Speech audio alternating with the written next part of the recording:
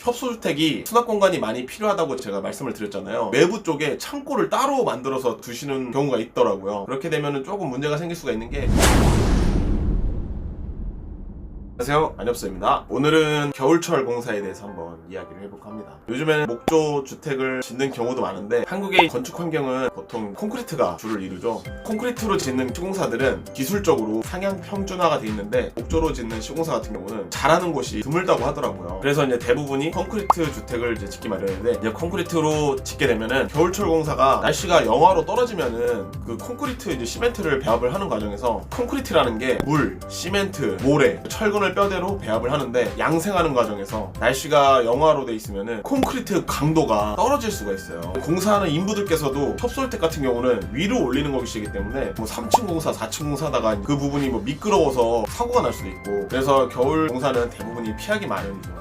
특히 협소주택 같은 경우는 더욱더. 저희 같은 경우는 대출도 받고 뭐 자금이 마련이 돼가지고 모든 준비가 끝났을 때가 겨울철이었어요. 겨울철에 공사를 해야 되냐, 그렇게 급하지가 않았기 때문에 봄까지 기다렸죠. 만약에 이제 이런 모든 자금이 마련이 됐는데 조금 급하다, 집도 다 뺐고 오피스텔이나 단기 월세로 지낼 수 있는 곳에 들어가서 공사 기간 동안 지내는 경우도 있거든요. 근데 이제 그것도 다 비용이잖아요. 봄까지 기다리는 동안에 대출 받았던 이자들도 계속 나가고 있을 테고요. 네, 그런 부분들이 다 비용이기 때문에 이런 기회비용들을 감수하고 봄에 공사를 할 것인가, 아니면 겨울철에 공사를 할 것인가, 이런 부분들도 고민이 될 수가 있거든요. 근데 겨울 공사가 완전히 안 한다는 거는 옛날 일이고, 요즘에는 겨울 공사도 하는 시공사들이 많아요. 기술적으로 그런 공법들이 생겨서 겨울에도 공사를 하기는 하는데, 겨울철 공사가 비쌉니다. 왜 겨울철 공사가 비싸냐면은 날씨가 춥기 때문에 공사할 때 환경이 좀 더 힘들 수도 있겠죠. 그리고 레미콘에서 이제 시멘트 섞을 때 특수 약품을 섞기도 하거든요. 콘크리트 양생했을 때 강도가 떨어지지 않게 하기 위해서 약품 같은 거를 처리를 해가지고 시멘트를 섞기도 하는데, 보온을 또 해야 되거든요. 보온하는 과정이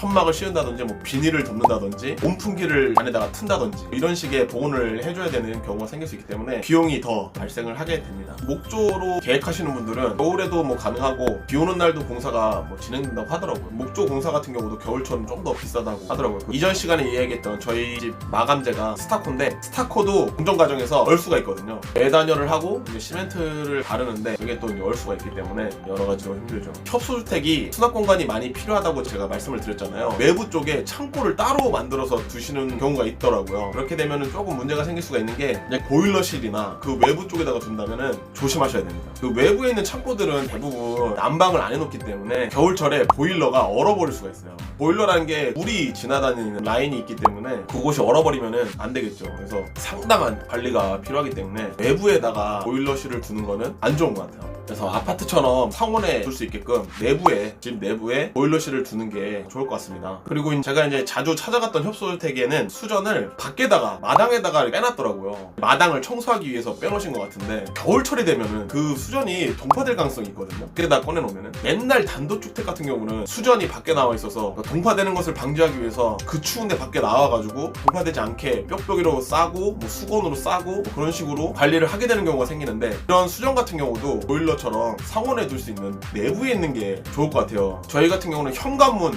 안쪽에 그 수도전이 돼 있거든요. 긴 거 이제 사가지고 연결해서 현관문 잠깐 열어가지고 쭉 뿌린 다음에 청소하고, 그런 식으로 관리하는 게 훨씬 좋지 않을까 싶어요. 이런 겨울철 관리가 생각보다 쉽지 않기 때문에, 수전이라는 게. 그래서 설계 과정에서 이런 부분도 참고하셔서 보시면 좋을 것 같아요. 그런 분들 있잖아요. 마당을 로망으로 생각하시는 분들이 수전을 밖에다 두시거든요. 보통 마당 꾸미는 걸 또 좋아하고, 그 다음에 뭐 화분이랑 나무 뭐 이런 것들을 또 이제 배치해 두시는 경우가 있기 때문에 수전을 밖에다 두는 경우가 많은데, 수전을 안쪽에다가 하시는 것도 좋을 것 같아요. 겨울철이 되면은 눈 오는 거 같이 아들이랑 보면서 그냥 마당 앞에 같이 쓱쓱 청소하는 정도의 관리만 하는 게 가장 좋은 것 같아요. 올겨울은 어느 때보다 따뜻한데요. 그래도 이제 곧 한파가 불어 닥치겠죠. 이런 겨울철 공사를 하시게 되거나 이런 관리적인 측면에 대해서 한번 이야기를 해보았습니다. 이런 부분 참고하셔서 집 짓는 데 도움이 되셨으면 좋겠습니다. 그럼 다음에 또 뵙겠습니다. 감사합니다.